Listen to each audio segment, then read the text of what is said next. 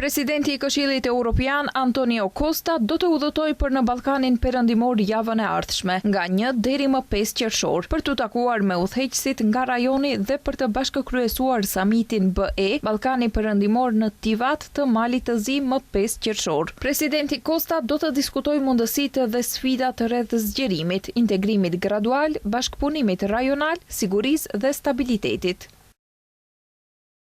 Turneu im i dytë në Ballkanin Perëndimor dërgon një sinjal të qartë. Angazhimi i BE-s ndaj rajonit është real, po është real sa edhe mundësia për zgjerim. Momentumi është aty, tani është koha për të dhënë rezultate.